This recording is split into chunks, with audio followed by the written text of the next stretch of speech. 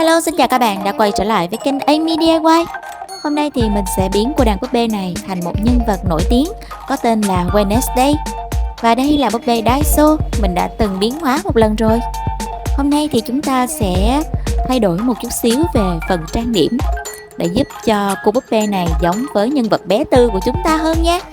Nhân vật này thì có chân mày và màu mắt tối, cùng với lối trang điểm rất là ma mị.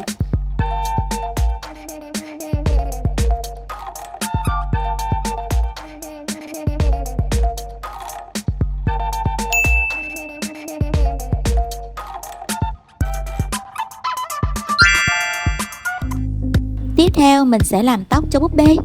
Thì ngày hôm nay mình sẽ làm một bộ tóc giả để đội. Mái tóc này thì sẽ có mái ngố và tắt bím ở hai bên, và màu tóc sẽ là màu đen.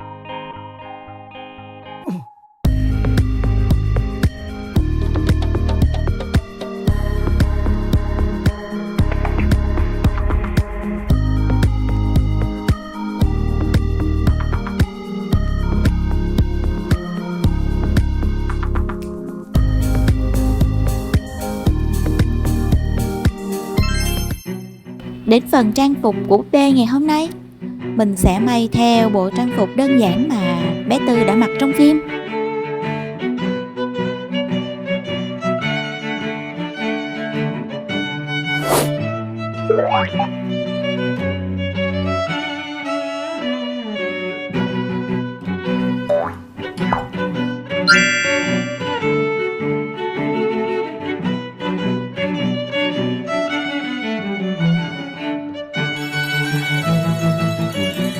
Chúng ta đã cùng nhau biến hóa xong một con đàn búp bê.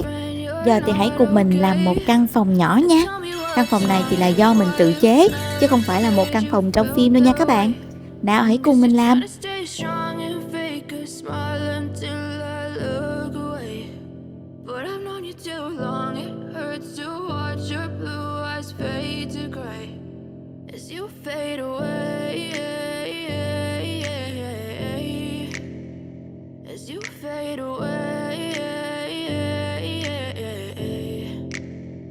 Yeah, I'm about to fade away, cause every time I wake up I feel like it's Monday. Something's going wrong with all the chemicals up in my brain. All of a sudden I don't look at anything the same way. Gotta build up of my thoughts sitting in an ashtray. I'm sorry that I'm so inconvenient, okay. Just let me be me and I'll stay out of your way. I can see the way you look at me, I'm such a disgrace. I never really asked to be brought into this place. You wanna love me? Well then baby I have a taste. All the highs and the lows, no you'll never be the same. I don't really wanna hurt you but I can't control the pain. If you're sticking by my side maybe we could be okay. Okay, maybe you could be the change I need today. I promise that I've never felt this way. I really hope that you will choose to stay through all the pain. I know you told your friend you're not okay, and tell me what's wrong and why you never said you felt that way.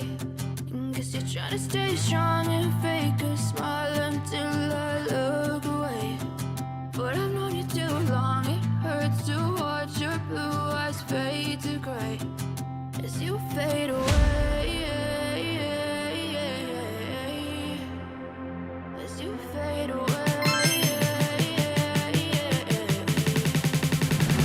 As you fade away. As you fade away.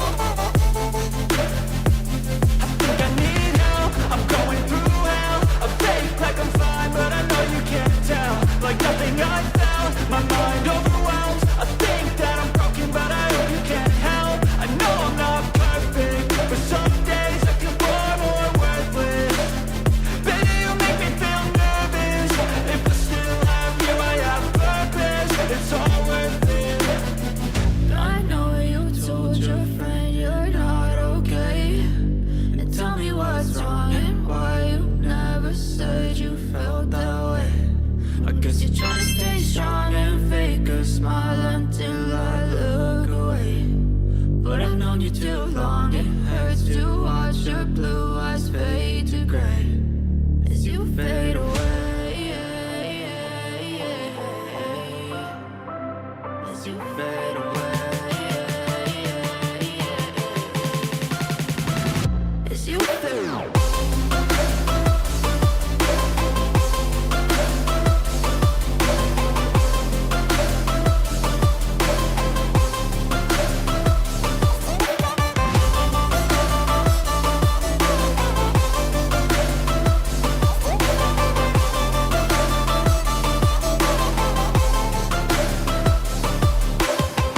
I know you told your friend you're not okay, and tell me what's wrong and why you never said you felt that way. Guess you're trying to stay strong and fake a smile until I look away. But I've known you too long, it hurts to watch your blue eyes fade to gray.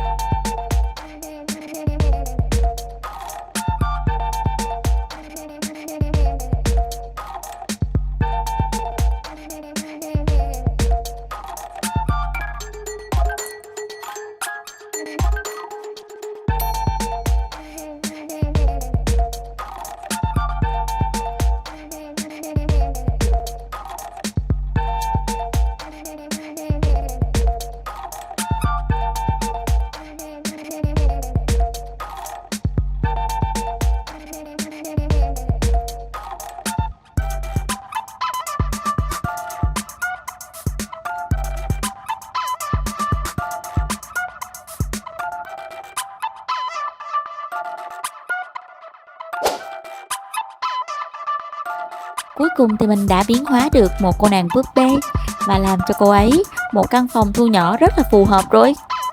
Nếu các bạn thích video này, hãy nhớ like, share và subscribe cho kênh Amy DIY. Chúng ta sẽ gặp nhau trong video tiếp theo nhé. Bye bye!